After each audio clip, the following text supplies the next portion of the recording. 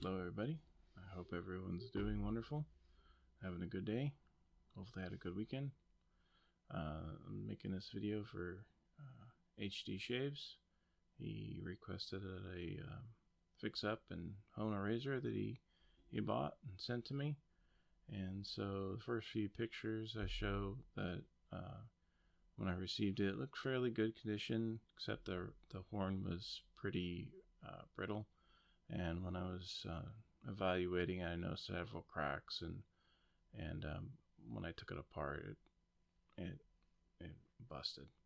So had to make new scales for him, and these are ram's horn. Um, Very nice, very pleasant to work with. I think they're a really nice material. Um, so first part, just go through after shaping it, and I go and polish it up and get it nice looking before I put everything together. So I had already cleaned up the razor, and I had to do some adjustments to the grind. Nothing too major, but I just wanted to line up properly so it honed well. So I'm just kind of showing it off for the video because I didn't get to do a video of recording. There was just too much going on at the house. So what I like to do is to help with preventing rust is get some the oil in there.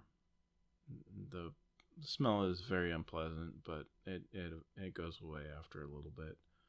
But I'd rather have the metal protected than not, because that's one of the worst places for moisture is in the pivot hole because it can't easily dry.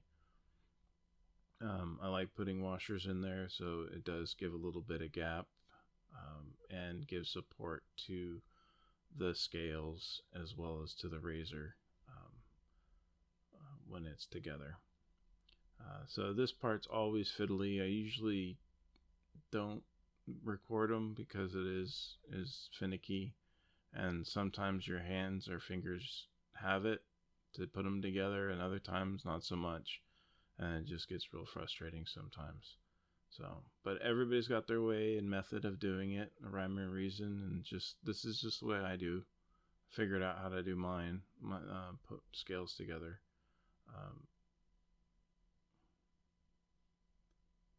And so my plan with these, usually I make a burr on one side, which you notice I had the washers all together, and I put it in through the show side.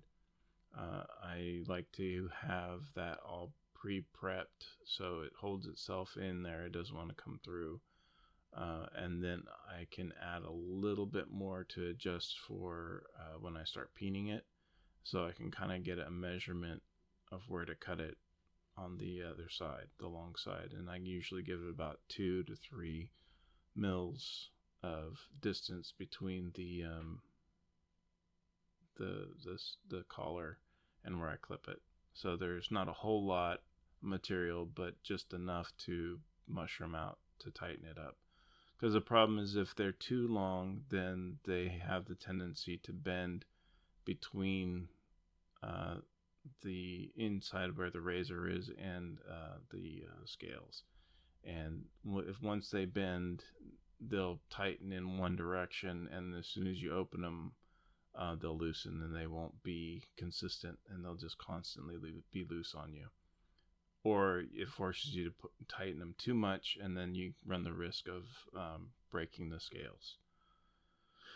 So as you notice here, I'm using the flat side of the hammer, and this is intentional because I want to mushroom the material out to the sides, but I'm also not driving it straight down like a nail, where you would drive a nail, but I'm using glancing blows to push the material to the sides. And when using the flatter part, it distributes more of the material evenly than if you were just using the point.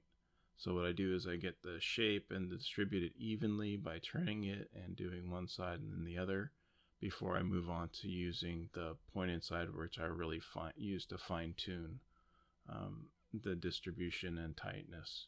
And also there's the finickiness, no matter how square or whatever the um, the tang is, or tail, and how it fits in there. There's sometimes they just don't want to sit straight, and so you have to do some adjustments to that. And so that's all part of the fine tuning. And so here I just um, messing around with the polishing it up, which is kind of silly because when you start honing, there's slurry and stuff that kind of scratches things back up again. But anyways, it was just to show off the shininess or whatever, make me feel better, I guess. I don't know. So it really is a nice razor. It's got good balance to it. And the metal felt really nice. Um, so I first start here on the Washita, and I used a conical slurry to get started with to kind of bridge the gap from when I ground it using a shaped uh, block of wood that coincides with the grind, so I get an even shape or profile. And so here I'm just evaluating how it was going by doing the palm strop. It also cleans the blade when I switch from the slurry to a soapy water solution, because I don't want to have any of that those grits or contaminants carry over to the next process. And so as I go, I dilute the soapy water as well as like you would slurry as I go along, and it's all part of feeling it out. What feels like it's sticking more to the stone, or what kind of skis along it, and then you would focus. I would focus on those areas to either get them to feel the same. Same with the heel to the toe. Um, Sorry for the ums, but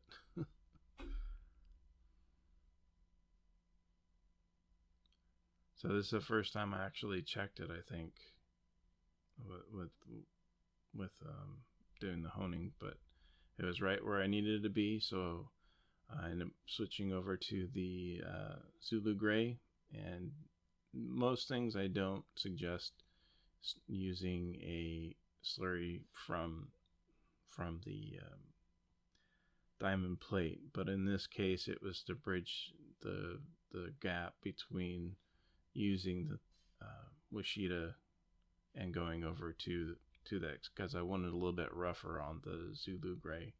And so here now I take out that texture using a Thuringian stone, which is fairly hard, and it smooths out that surface and makes the cutting a lot smaller, or the striations a lot smaller. And then I move to using soapy water to get me pulled into the stone. And again, each time I go through the progression, I am cleaning off the blade, cleaning off the stone, and then I'm changing out my rags and stuff. And then I do a check between them as well. So just to feel how smooth it cut the hair. This is just for visual things, but it was just going through the hair like nobody's business. And I do different parts of the hair, because there's some sensations you get from your skin on your hair. The arm hair can be different than from what you visually see or feel in your fingers when doing a hair test. So this is just soapy water, and Dawn just soap, just to kind of polish it up more, and just trying to be as thorough as I can and consistent as I can.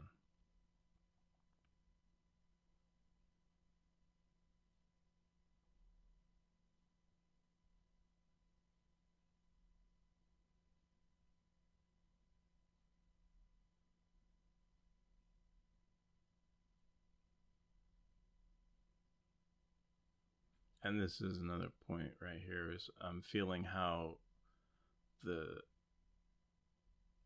hair pulls the skin before it cuts.